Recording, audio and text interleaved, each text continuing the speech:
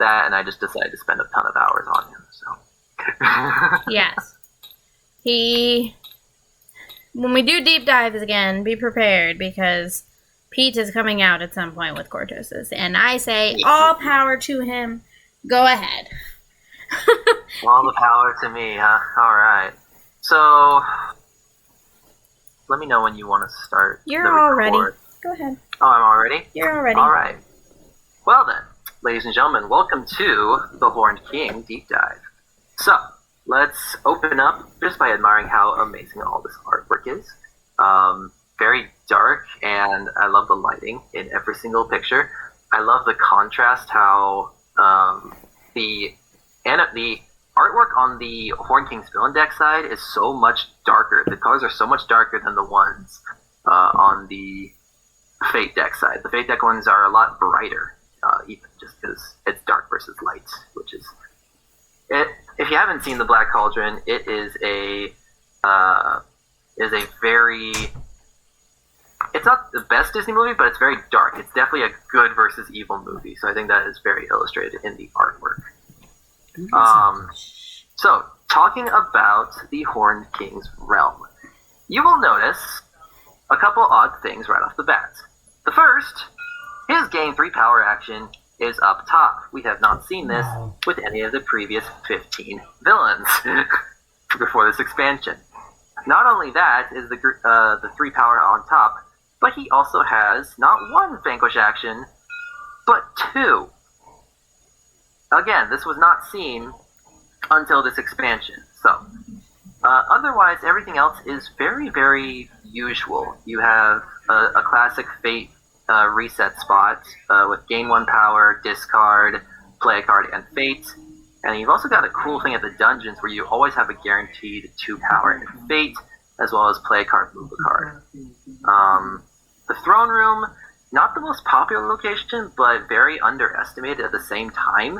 If you can keep this clear, you are able to play a card, move a card, and vanquish, and then also discard. So no power there, but if you need some heroes gone, go ahead and move an ally and vanquish, play what you need to, and get rid of what you need to. So it's a very cool realm for what he needs to do, and that being his objective: have a Cauldron born at each location.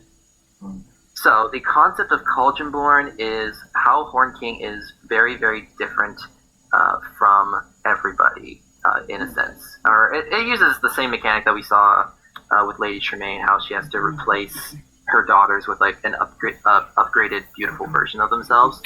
Horned King has to do the same thing, but there's a couple steps to this. So first, step 1, he has to play the Ancient Soldier's item. There are 5 of these in your villain deck. So Ancient Soldiers are a whopping 3 cost to play, and every single one of them gives you an activate action at their location. Now, why an activate action? Well, we'll get to that. So the idea with Horned King, you have to play the Ancient Soldiers first. When you do that, you will eventually be able to replace an Ancient Soldiers with a Cauldron born. Now, Cauldron born, it says 0 cost. That is very deceptive. Let's get into that. Because, hey, the Horned King's movie is the Black Cauldron. Say hi to the Black Cauldron. So, the Black Cauldron is not an item. It is a new card type called a Relic. So, at the Black Cauldron, in Horned King's Villain Guide, it explains you do not actually start your game with the Black Cauldron in your possession. You have to go and find it. And we'll discuss how you find it later, but let's say you do have it for simplicity's sake. If you have it, you can activate it. It says, to activate, flip this tile to the power of the Black Cauldron, which just so happens to be its other side. If this tile is showing, on your turn, before you move, you can pay 2 power to replace an Ancient Soldier with a Cauldron born from your hand. So, hey, I have a Cauldron born in my hand. I'm going to, let's say I have like 4 power for some reason. Alright, start of my turn, I'm going to pay 2 power to replace an Ancient Soldiers with a Cauldron born, and that's before I move. That is how Horned King is playing Cauldron born. So even though the Cauldron born themselves have a 0 cost, the tile specifies that you have to pay 2 power to play them from your hand. And you can only do that once per turn at the start of your turn before you move. So once the Horn King has a Cauldron at every single location, it does not matter when, it does not matter how, he wins. So let's say you have 2 Cauldron here, so that's 4 in your realm. Not enough? Okay, go to the throne room, move it over. You win. It can also be the same thing at the start of your turn. You can just play one to the location that needs it, and you win. So that is the Horn King's objective. That's the very core of his objective. Let's talk a bit more about the Black Cauldron tile. The Black Cauldron tile, again, I said before, you don't start with it. So even though this mod tends to spawn it, like the Black Cauldron is right here, this gives a very deceptive feeling that you already own it. So I usually put it all the way over here by the Fate deck, just to say, like, I don't have this yet.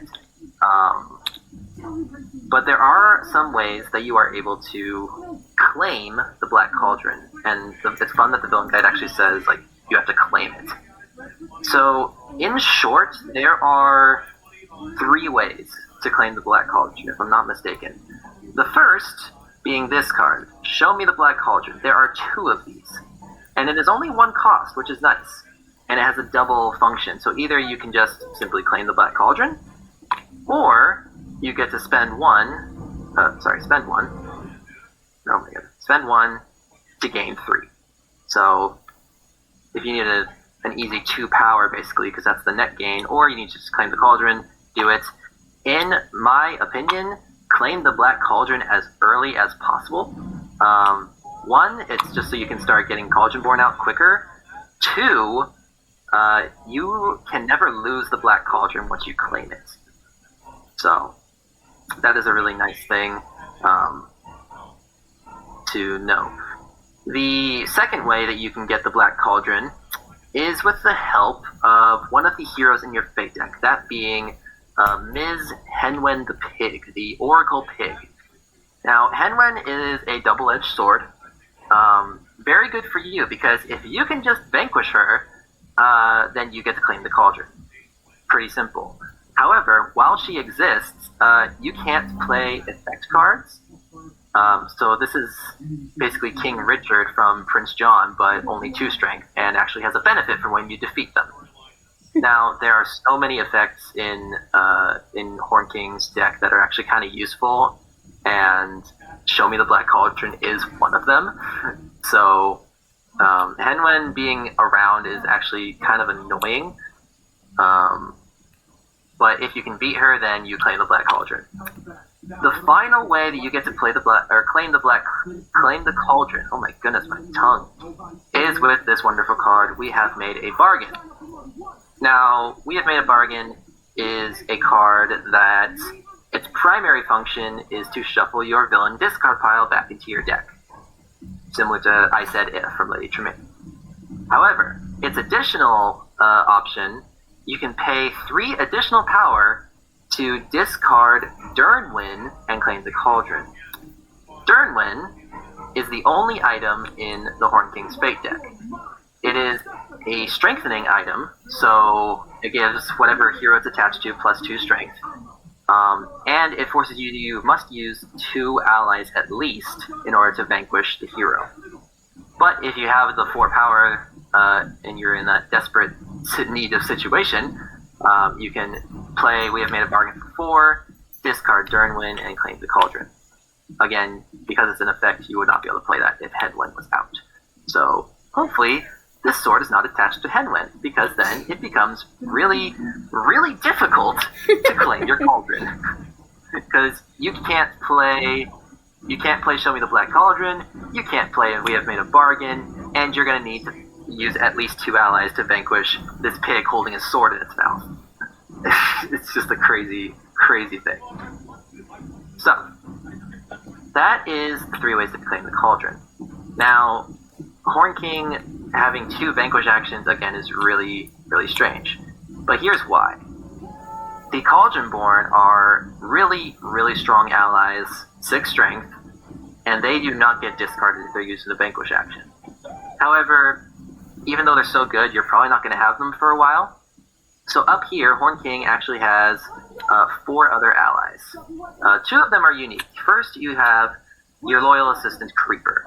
Creeper is also not discarded in a Vanquish action, but he is only 1 strength. So he's 1 strength, but if you use him in a Vanquish action, do not discard him, rather move him to whatever location you're at. The second thing is the Guard Dog. The Guard Dog just gets +1 strength if it's at a location with another ally. So let's say Creeper and Guard Dog are together, that's a total of 3 strength right there, because Guard Dog gets stronger. Gwithaints are Captain Hook's boarding party, nothing too special there. And Horn King's henchmen are Pete's bandits, pretty much. Nothing too special there. So, but they are a solid amount of Vanquish power for the Horn King's Fate deck. Most of your heroes in the Fate deck are not very strong. They all have a base strength of somewhere between 1 and 3.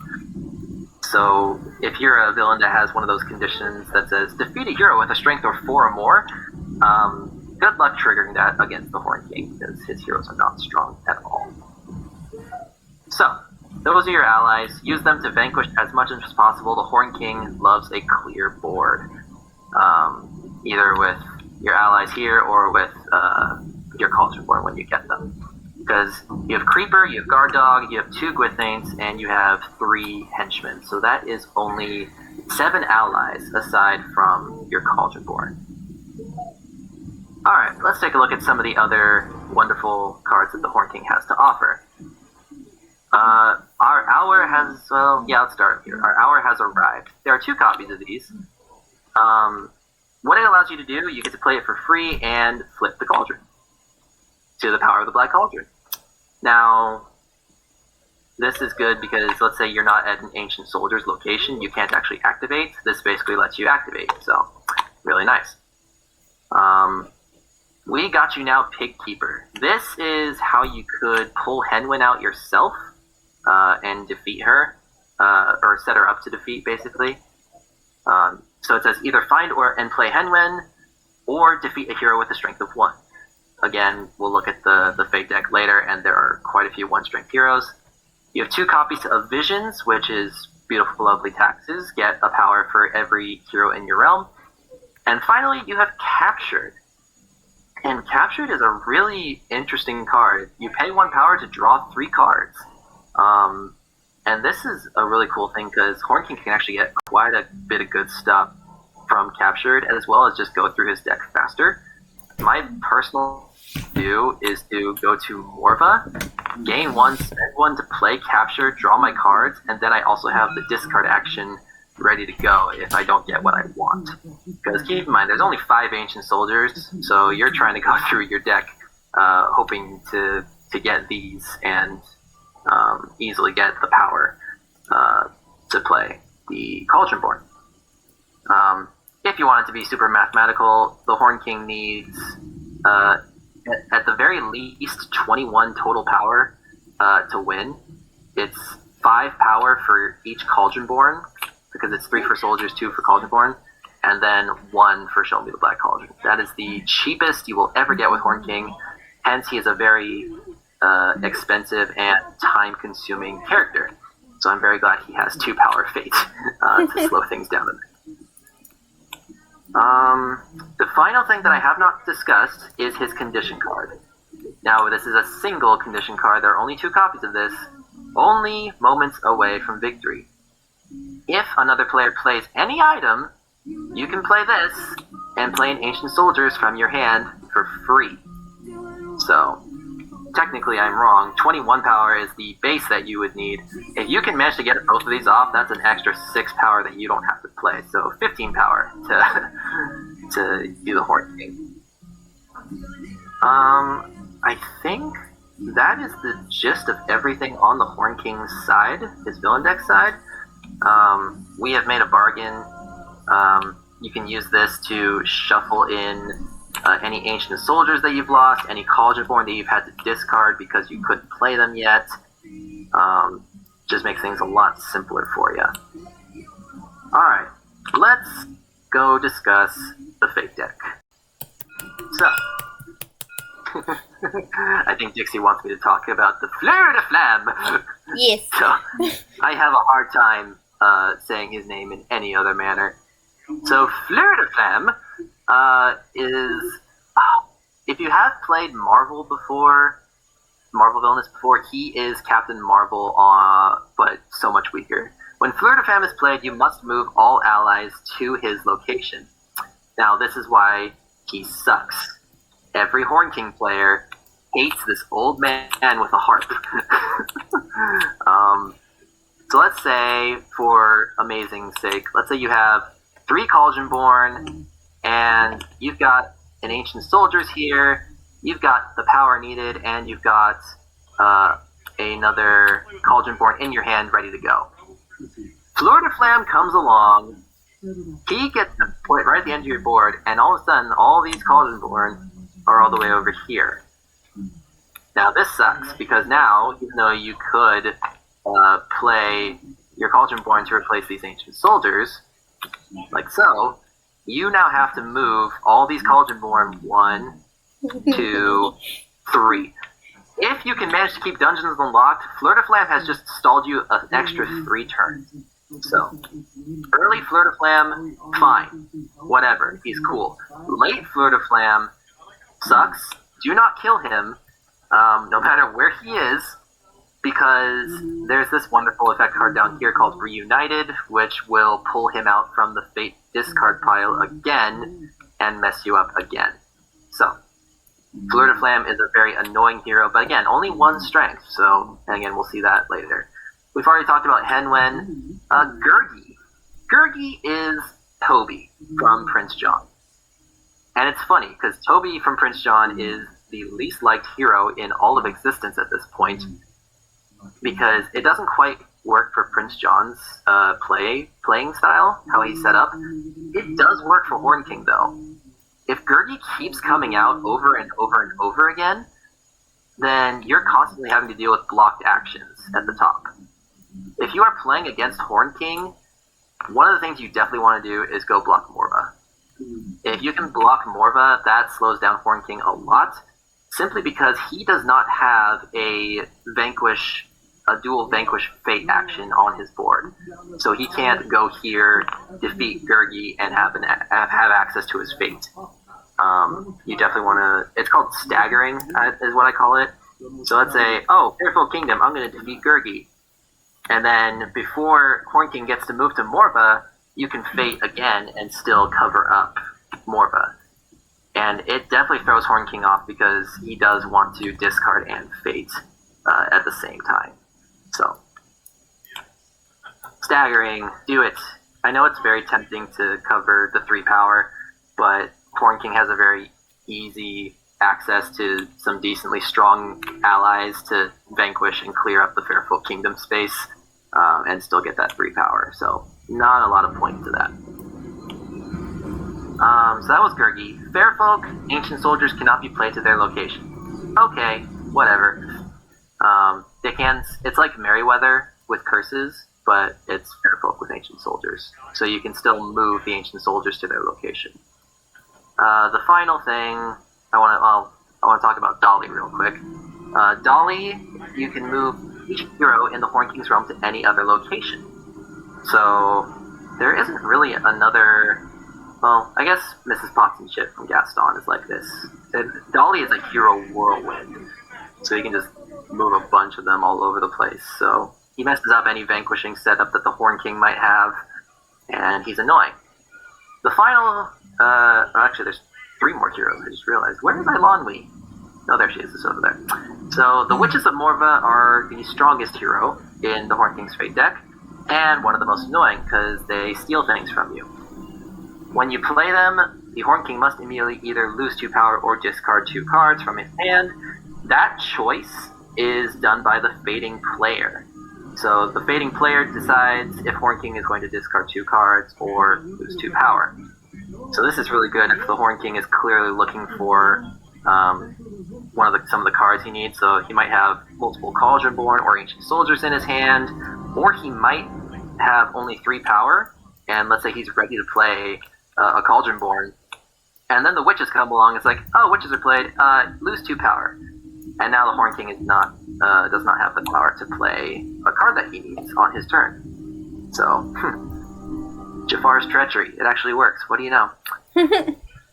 We have talked about Durnwin. That's the item that strengthens allies and makes so you have to use 2 or more to beat them. And then Eilonwy, Princess Eilonwy, sorry, Your Majesty, is your classic all other heroes in the realm get +1 strength hero. So I think literally a carbon copy of Alan-a-Dale, if I'm not mistaken. Mm-hmm. And then you also have Terran. Terran gets +1 strength for every other hero at his location. Terran is a very underestimated hero, but because he can get ridiculously strong, but it takes some setup. Because optimally, you would want Terran holding Durnwin. That makes him 4. Throw Eilonwy at his location, now he's 6, and then every other hero on top of that. Like I think this right here, this makes Terran an 8 strength hero, if I'm not mistaken. And that's something where Dolly can come in. It's like, oh, I want Terran to be extremely strong. Let's play Dolly and move every single hero to Terran's location and make him an unbeatable hero. So he can definitely be one of the strongest heroes in the game with enough setup. But he will usually not get to that. Usually he'll only end up being 5 strength maximum if you're lucky. Yeah. Down to the effects of the Horn King's Fate deck. We have talked about Reunited, play a hero from the Fate discard pile. You've also got I Believe in You, and this is a very creative and gambling effect. Because the Horn King, when it's played, the Horn King must discard his entire hand and then draw 3 cards from his villain deck. Now, this can either really help Horn King or really hurt Horn King. If the Horn King has a bunch of ancient soldiers or Cauldron in his hand that he really wants to play, awesome. I Believe in You has done its job, and now he has to make a bargain to go get them back into his deck. However, if he has none of those, you might play this, and he'll be, joy, I needed to discard, get rid of his whole hand, and then his next hand has exactly what he needs, even though there's only 3 cards. So, it is a possibility that it is going to miss entirely, but it also might really, really work. If you are going to play I Believe in You, if you have a choice, check and see if the Horn King is holding on to 2 cards, like constantly holding on to 2 cards, because that is a huge indicator that he might have Only Moments Away and an Ancient Soldiers that he's holding on to, waiting to play.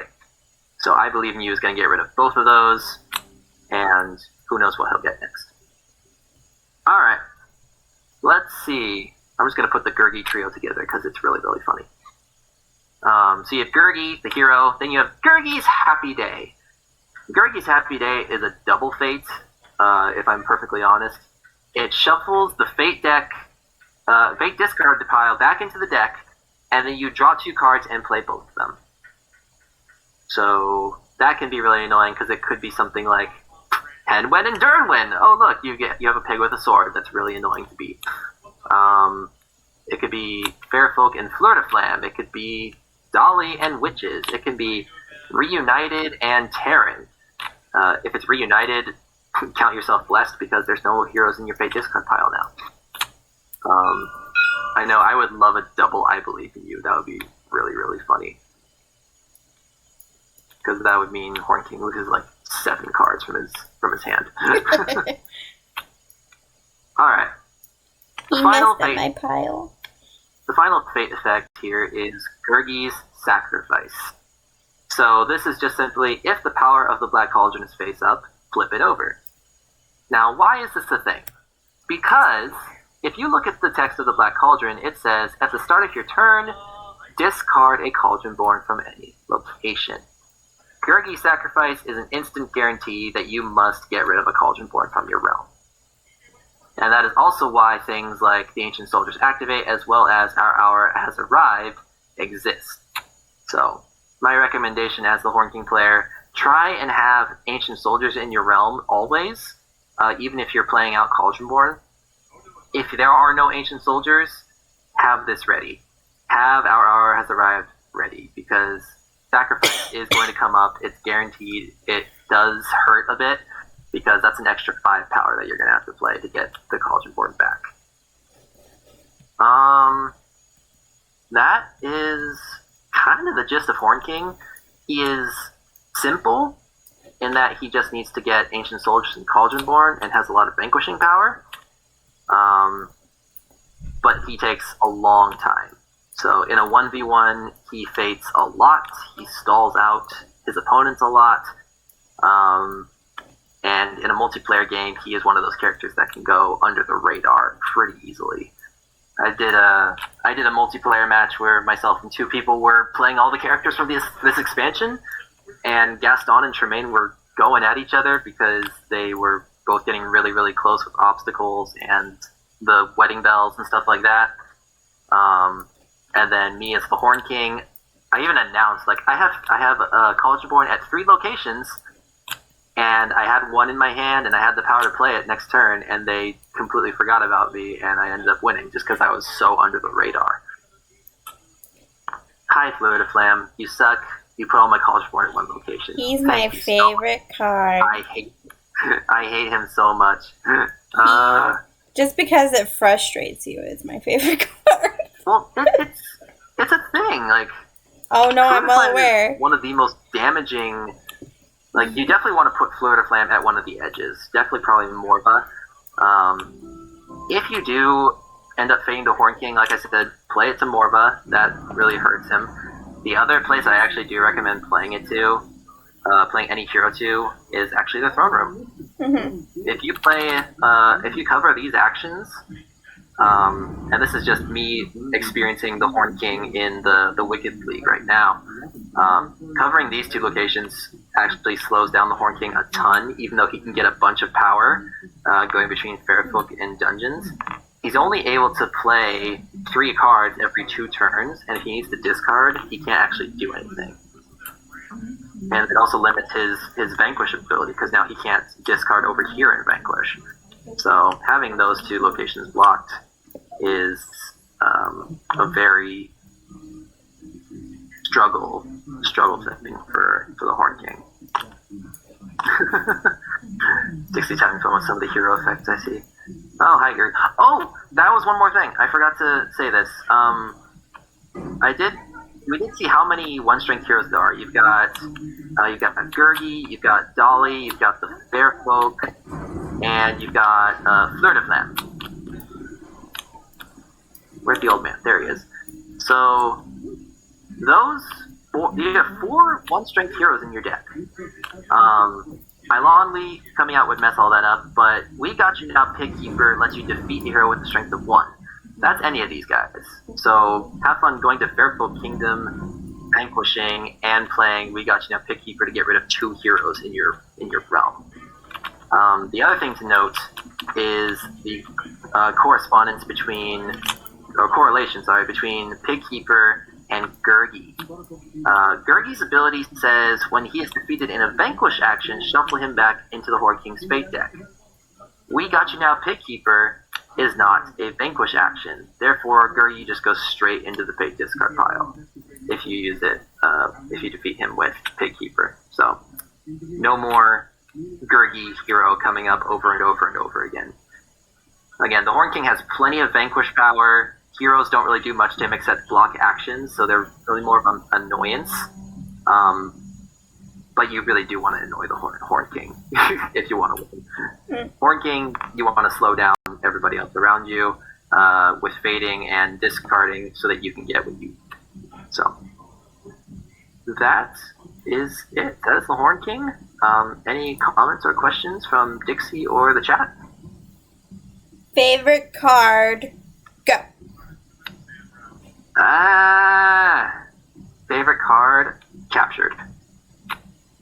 Well, we all know mine. Fleur de Flamme. Nope, we're getting him out of here. He's done. Off the table. Fleur de Flamme does not exist. No.